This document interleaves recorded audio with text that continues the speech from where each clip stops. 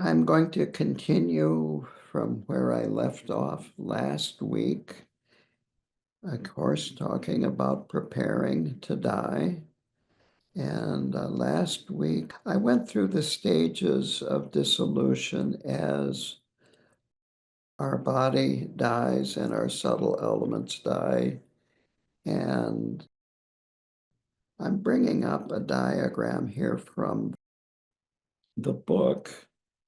You can see this now. Now, at the very top, it is this life, and then below that is the bardo of dying, the painful bardo of dying. And the way I'm looking this on the screen, and I think you're seeing the same thing, on the right side, it says sight, sound, smell, touch, taste, touch. And then I put a line in here, and Holecek says this is where you do a POA. Either have it done for you, or if you've been trained in POA, do it for yourself. Then you have this subtle inner body dissolution. You have the white path, the red path, and the black path. And Khenpo Karta Rinpoche there, you can see I put in red POA Khenpo Karta Rinpoche. Now, these things are not hard, fast. This is not inflexible. Anywhere in there is a good time to do a POA.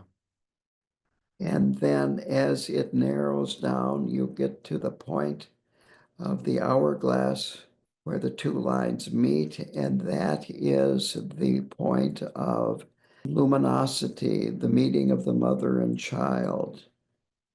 And this is the point where you can realize the Dharmakaya. So I am going to take off from that point today. And this is called Tukdam. And Tukdam could be looked at as your final meditation in your present life.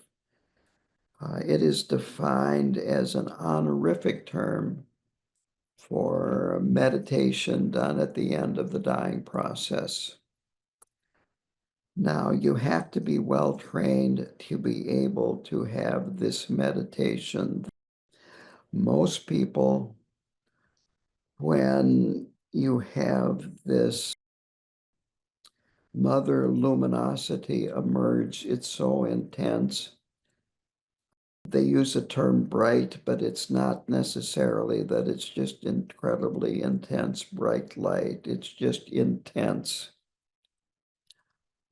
And you faint, pass out, and you miss the whole process, and then you regain consciousness in the bardo of Dharmata, where you have the 100 deities, peaceful and wrathful deities, emerge. I want to go over a little bit more about the Tukdam, and then we'll go on from there. It's important, the author brings up, if you are a caretaker, to be aware of the signs of Tukdam. Now, probably the people that you are being a caretaker for are going to be ordinary beings and are not going to recognize this, and they won't go through these stages, but there is the possibility, so he brings these up. And what happens is their consciousness rests in the heart center, and the person will appear to be asleep. There'll be warmth at the heart area, and their body doesn't show signs that would ordinarily accompany death. You don't have rigor mortis, the stiffening of the muscles. We'll do an example here. If you push their skin like that, it will go back like that. With the cadaver, it will stay up like that. So this is an indication that the person is in Tukdam. Frequently, the instructions are to leave a body undisturbed for 3 days, just to be on the safe side. For caretakers, I think this is very good, and that is if the person that has died has left instructions, and we're going to get into that later on in the class, probably next month. If they've left instructions, follow the instructions that the person leaves. Now, the amount of time a person spends in Tukdam is measured in, quote, meditation days. And a meditation day is 5 times the length of time you can rest your mind without distraction. So if you can rest your mind for, in the book it says 5 minutes, then your Tukdam will last 25 minutes. At the end of that, if there's no POA done, then the consciousness will leave the body through one of the 9 possible places and enter again the bardo of Dharmata. And then the body will continue to act like a normal corpse. The body will start to smell. The area around the heart will cool down. The skin will be inflexible. And as the author says, the person will look like they're dead. That brings up then the peaceful and the wrathful visions of the bardo. Instructions from the Tibetan Book of the Dead are very simply to rest your mind on whatever arises, which is a type of shamatha, and to recognize whatever arises as the radiance of your own mind, and that is vipassana. So do shamatha and vipassana. Now, in this bardo of Dharmata, as I said, there are the 100 peaceful and wrathful deities. It is the display of your own mind. And while it's difficult to do, the instructions are, don't be afraid of them. These are visions of your own mind, and they are manifesting in the form of the Sambhogakaya, which is one of the 2 form bodies. So these visions will have a form to them. They will have a color, a shape, and so forth. They are the purified aspects of our mind. And if you can recognize them, you will be liberated. If you don't recognize them, you won't be liberated in this bardo. What comes to mind is a story. A friend of mine, many, many years ago, had a young daughter. And when I say many years ago, it is because the daughter has grown up, gotten married, had kids, gotten divorced. It may have had more kids. You know how it goes. When she was fairly young, she and her parents, I was visiting them, and I believe it was the mother said that it was around Easter, and they had taken her to see the Easter bunny, and she got afraid of the Easter bunny. Imagine that. Who could be afraid of the Easter bunny? So I asked the girl, why were you afraid of the Easter bunny? Because he was big. And I'm bringing this up because in this bardo of Dharmata, these deities are going to be huge. They're going to be overwhelming. There's going to be lots of incredibly loud noise. You will have left your ordinary world, your ordinary body, and you'll be in totally unfamiliar circumstances. And what might seem, Chenrezig might seem very mild and wonderful and so forth, but maybe if he's huge and incredibly bright and intense, and you're already edgy and uncomfortable, it just might not seem as comforting as when you're doing a visualization, when you're chanting his mantra. So we have to realize that actually our mind is incredible. It's incredibly intense. The ultimate is incredibly powerful and intense, way beyond what we can even imagine. And that we have to be able to work with fear and let go of fear, let go of being uncomfortable, let go of having things, you might say, our own way. But recognition leads to liberation, and appearances can vary widely. This is brought up again and again here, that to a Tibetan that has lived their whole life with people around them and themselves spinning prayer wheels, saying Om Mani Padme Hung, carving Om Mani Padme Hung in rocks, and Chenrezig may appear exactly as in the Tankas, but to a Westerner, Chenrezig might appear a little differently. So this is important. This is brought up. These appearances, there's a certain cultural aspect to them. And let me see if I can do this here. You can see, can you see this? There, it's gold. There, it's red. And so the Dharma is like that. We bring with us all kinds of habitual patterns and habitual thinking and so forth. The Tibetans, when they come over to this country, they say these deities may not look exactly like the ones on the Tankas.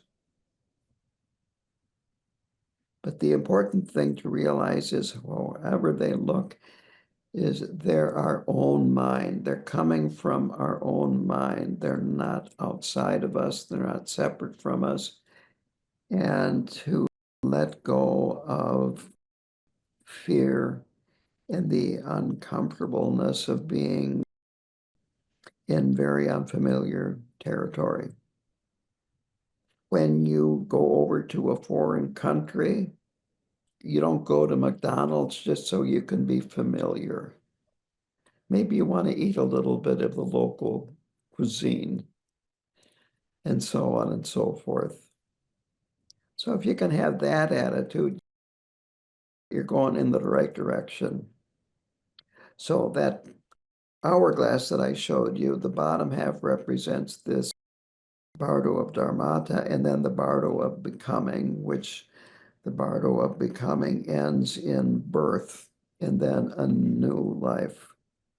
And those two lines that are far apart at the top and then join together and then go back apart again represent duality. At the top, you have, as you die, very dualistic thinking. And at the bottom, where they meet, that is where dualistic thinking completely is gone. And then with the bardo of dharmata, then the bardo of becoming, it becomes more and more dualistic. And eventually you're born and you're back to, you could say, square one, unless you practiced a lot and have been liberated in these different bardos. So the bardo of becoming is the opposite of the painful bardo of dying. In the bardo of dying, the material world is falling apart, the spiritual world is coming together. Holecek says that death is bad news for matter, but great news for the spirit. And then as the lines get further and further apart and more dualism enters, spirituality becomes less important and dualistic thinking becomes more important. Lama Karma visited my center and he stayed with me the beginning of March. And he occasionally would mention, me, I want this. Now, I'll tell you, the teachings of the 7 points of mind training is to bring out your own dualistic thinking, or thinking about yourself, emphasize that with others, and don't talk about how great a person you are. Avoid the arrogance. Don't hide your faults. And so he talks about, oh, I'm me, mine, da, da, da. I gave a great teaching, emphasizing it very much about this I, me. So what I did is I emailed him the lyrics to a Beatles song, I, me, mine. And then I sent him a link to a recording of the song by the Beatles. He got a chuckle out of that. We're going to get into humor a little bit later in this talk tonight. But anyway, going back to this hourglass, in the center of it is this eternal, indestructible body, unchanging, this luminosity, this mind, no beginning, no end. And if there's no beginning and no end, there's no in between. This is the basic nature of mind, the essence of mind, luminous awareness, bodhicitta. There's so many different names for it. Tathagata, intrinsic Buddha nature. But this is what is there at the center of that. Maybe I'll go back to that one more time. You can see my arrow right there in the center. That is this indestructible mind, no beginning, no end, beyond time, beyond space. That is where this chapter comes to an end. So I'm actually going to finish the chapter. We'll get to the bottom half of that hourglass a little bit later. So the conclusion is that the instructions from the Tibetan Book of the Dead are abandon all grasping, abandon yearning and attachment. Know that our body of flesh and blood is transitory, and in a way it's an illusion. And to enter this clear light awareness, undistracted, and then, of course, eject your consciousness into the space of unborn mind, do a poa. And then for the bardo of dharmata, abandon all thoughts of fear and terror of the peaceful and wrathful deities. They are my own projections, and make the aspiration, I will recognize whatever appears as my own vision in the bardo. And the final pith instructions are release everything that will hold you back. Look forward, let go, and relax. So that ends that chapter. The next chapter is what to do for others as they die. And I will leave time for questions and answers when I finish. Now, other people, and yourself too, by the way, this is a period of great vulnerability. You are abandoning everything that you have held on to, that you feel valuable.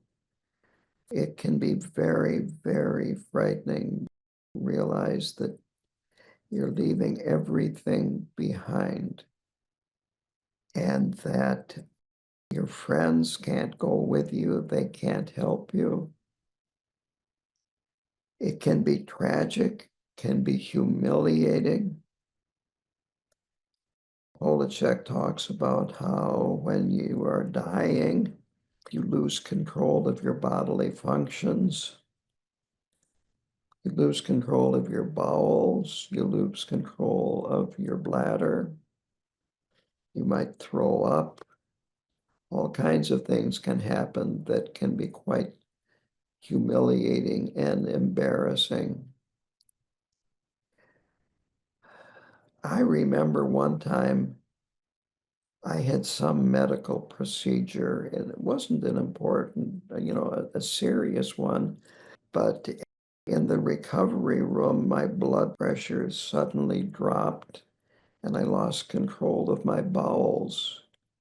And I was incredibly embarrassed that a nurse had to come in and clean up my rear end. I admit it, I was embarrassed. I had no control. Nothing I could do about it. The nurse, of course, this is what she's trained to do. You might say I was letting her do her job, but I was very uncomfortable doing that. I wasn't dying. I wasn't close to dying. I was just in there for some simple procedure.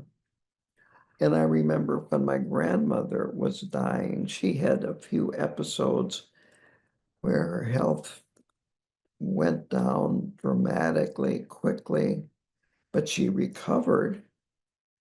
But in the meantime, I remember being in her hospital room with her children, and I was a grandchild, of course, and the spouses of her children, and nobody was up close to her. They were at a distance from her. They weren't right holding her hand. And they were saying, oh, don't die, hold on until Christmas time, da, da, da, da, da. And it was thinking about themselves. So when we are with other people that are dying, we have to let go of ourselves and think in terms of what can we do to help the person that is dying, help them transition, and understand that they're in a very difficult position and that they might react in ways that are very extreme and intense, and the people in the room might be reacting in ways that are very extreme and intense. And to take all of this into consideration and still remain calm. You can't just say to somebody, calm down. Anything that will make them get more agitated because you're implying that there's something wrong with them. So our main concern is taking care of the mind, our mind, their mind, and the mind of everybody else. You could say in the room, but a lot of what happens as the dying process occurs might happen outside of the room.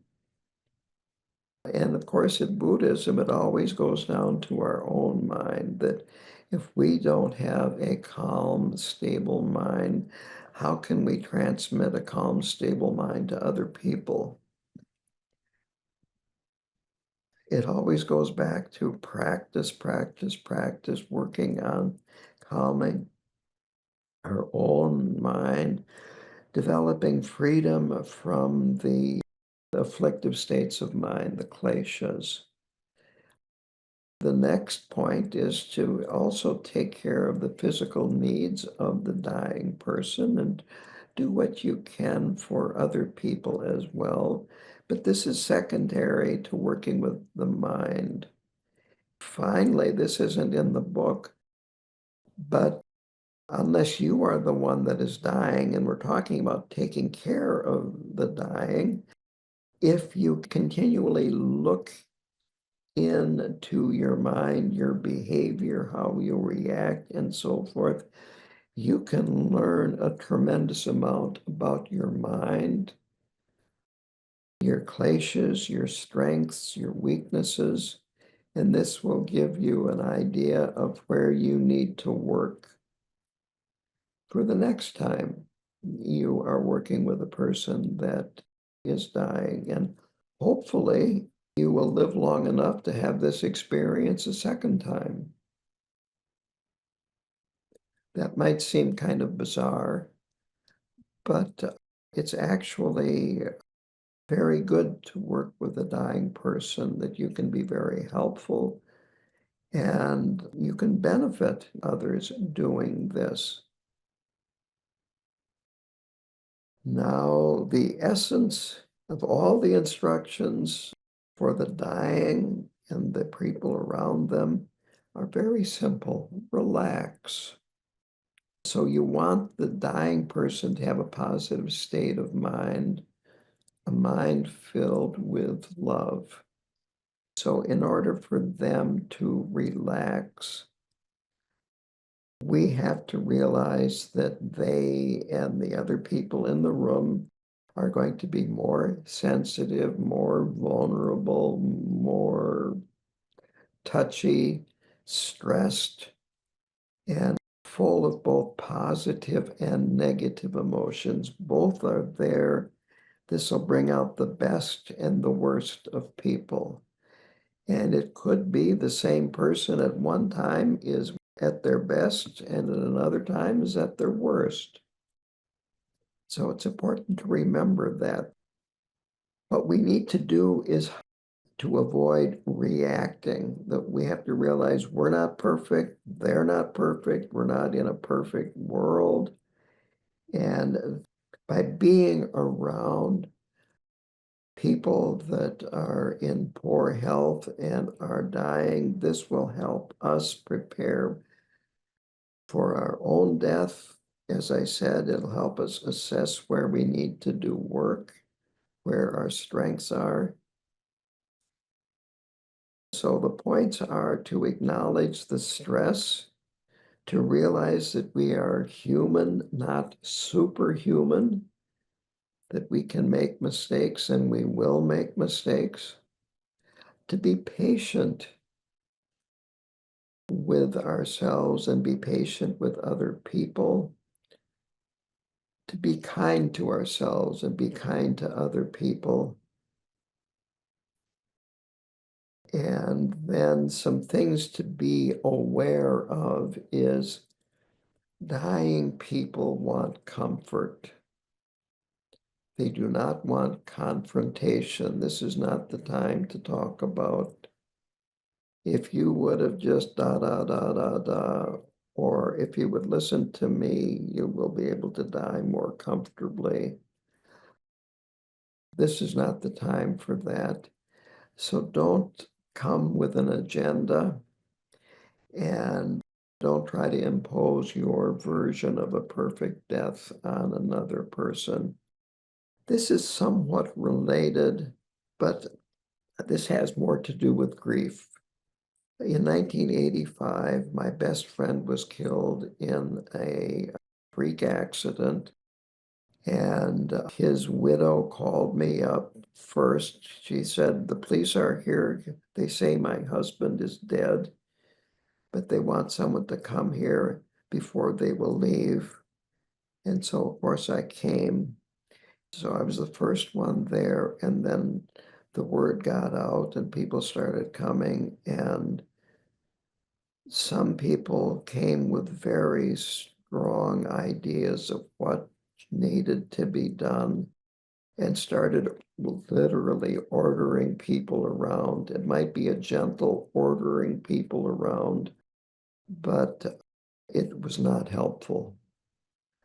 And it's the same way when you're in working with a person that is dying. You're not there to order people around and make everything work the way it should work. Check your motivation.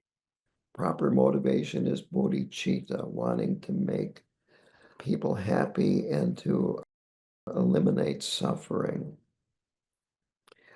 Support people, support what they want, and avoid shoulds. Avoid, well, you should do this or you should do that, or I should do this or I should do that. Again, relax. He mentions in the book Death with Dignity. It might sound wonderful, but here is a quote: "Death with dignity can be an unfortunate fabrication that we use to try to protect ourselves against the sometimes raw and wondrous truth of dying." So approach the dying person with openness rather than with answers. If they have a question, they will ask. He says that this process is more mystery than mastery. This is the time to listen rather than tell them about yourself, and tell them it's okay to let go. And remember that you aren't dying, they are.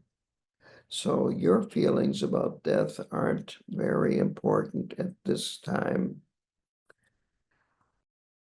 We have to take care of ourselves in order to take care of them. So we have to be kind to ourselves, loving towards ourselves, and that will automatically spill over to other people in the room. Here's another quote: "The most helpful person is the one who is comfortable with death, with groundlessness, and not knowing." Now, I'm going to add a little bit of commentary of my own here. And that is that there is an old saying, "They got my goat." And what this comes from is horse racing. Thoroughbred horses, racing horses, are very high strung, and you want them to be really high strung in a race. You want them to be really high strung. But on the other end, if they're high strung all the time, they're exhausted when it comes time for the race. They're already exhausted. So you want them to be able to calm down. And a traditional way of doing that is to have a goat and pair the goat with the racehorse, and they become good buddies. Goats are very calm animals, and the goat tends to calm down the racehorse.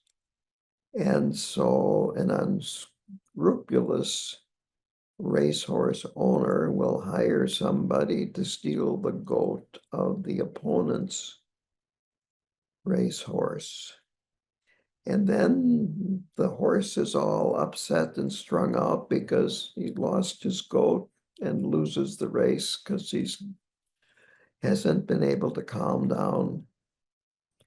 So be the person in the room that is calm, that just by your presence helps other people calm down. You don't have to tell people calm down. You are calmness, and that radiates. He talks about silence, pairing silence with uncertainty. You don't have to fix it. You don't have to have answers. Keep an open heart. It's good to do shamatha. It could be there you are with this person that is dying and there are other people in the room. Maybe just follow the breath count 10 breaths, take a break, so to speak. Whatever it helps to keep your mind steady and calm. Death, it's a feeling of groundlessness because it's unknown, it's foreign. And the people in the room, especially the person that is dying, they will take refuge in your presence and your peace of mind. It might not always be obvious, but it's important to do this. It certainly will not help if you start, shall we say, becoming agitated. And fewer words are better than more words. There's a lot to be said for body language, touching the person with your hand. If they're close to death, touching on the top of the head is excellent. Be genuine, be simple, and be open. So our task is to support, love, help that person that is dying. Listen, be quiet. Don't be afraid of the quietness. Be sensitive. And look at yourself as an honored guest there. And remind yourself that this is a privilege to be with that person. He talks about that death, well, yes, it's serious, but you don't have to lose your sense of humor. So I'm going to inject in here the middle way. We talk about Buddhism being the middle way. Well, the middle way between being really serious and being really humorous. There are points that can be funny. Trungpa Rinpoche talks about the cosmic joke. There might be a time when you would smile. There might be a time when you would speak from your heart. And there's a time for silence. So we can encourage the person that is dying to not be afraid. And finally, we need to work on our own fear to be able to be in that position of fearlessness, or at least less fear. I think this is a good place to end. Next week, I'll begin talking about sacred listening.